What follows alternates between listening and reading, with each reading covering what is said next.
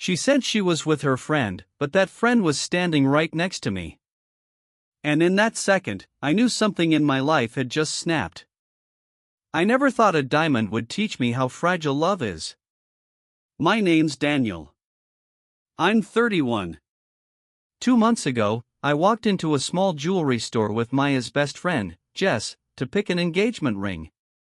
Jess and I had spent a week trading photos and notes like covert agents, cut, clarity, bandwidth, finger size. It felt good, planning a future in secret. Good, and dangerous. That morning, while Jess and I stood at the counter, my phone buzzed. Maya, with Jess. Brunch. Back later. I looked at the screen, then at Jess. She looked back at me. We didn't say a word, but we both knew. Maya said she was with Jess.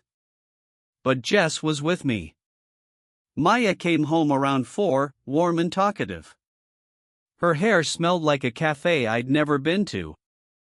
She hugged me from behind while I chopped onions and talked about Jess's new haircut. Later that evening Jess texted, "I'm back home. We should talk." Something inside me shifted. We met at a park. She didn't sit.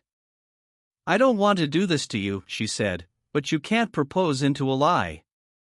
The ring in my pocket turned to lead. She wasn't with me, Jess said. She hasn't been many times. I thought it was work. Now I think it's practice. For what? I asked. For lying. I didn't search Maya's phone. Instead, I watched the details. A new perfume. Different music. Phone always face down.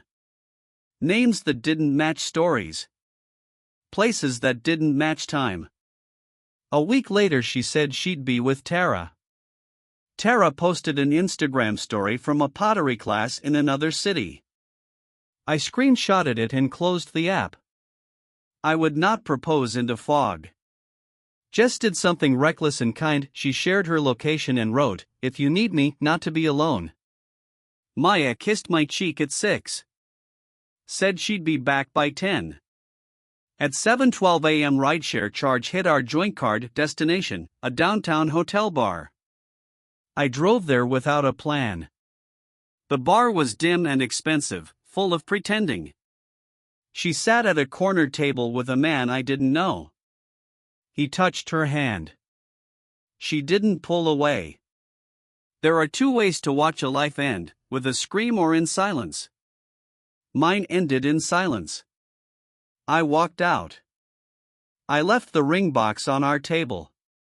At 10:41 she came home, smelling like a drink I didn't buy. "What's this?" "Open it." Her face shifted, shock, fear, something else. The diamond looked like a star that wandered into the wrong sky. "Were you going to propose tonight?" "No," I said. "I was going to, before the hotel bar." Silence filled the room like smoke. "It's not what you think." "Then what is it?" She spoke his name. It didn't matter. "It just happened," she said. "Things don't just happen for weeks," I replied. "They happen in choices. Tears. Excuses. Half-truths." "I love you," she said. "I loved you," I answered. "That's why this hurts, and why it ends." I didn't sleep. At dawn I packed. Made coffee like ritual. When she entered, I slid a paper toward her, lease notes, passwords, therapist name. She asked if there was a chance. There was. "It ended when you didn't pull your hand away." I kept the ring, not out of spite but respect for truth. Then I left. People love villains in stories. But this one had none. Maya wasn't evil, just unbrave. And I was blind by hope. If there was a villain, it was the moment I ignored the first lie. I started running again. Breathing again. Grief was boring, repetitive, like a metronome. But eventually I found a rhythm. We met one last time to collect my things.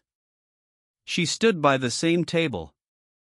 I don't know how to be the bad guy, she said. Then learn, I replied. Learn why you lied. Why you kept two lives. I hate that you're calm. So do I. It means the decision is older than tonight. She asked, Are you going to propose to someone else with that ring? No, I said. I'm going to learn when not to. I sold the ring. The salesman recognized me and didn't ask questions. Change your mind? No, I said. I changed my future. Outside, ordinary sunshine. Groceries. Emails. Laundry. The holy normal. Jess sent a photo of a cat sleeping on her doorstep. He picked me, she wrote. I smiled. Not every rescue needs to be love. At night, I slept. In the morning, I breathed. Healing isn't a montage, it's a calendar. If you're holding a ring right now or a secret, listen. Trust isn't a promise. It's a practice. When someone says they're with Jess while Jess is standing beside you, that's not a mistake, that's a rehearsal. Mercy isn't amnesia. Forgiveness isn't permission. And love, when it returns, deserves a door without ashes on the threshold.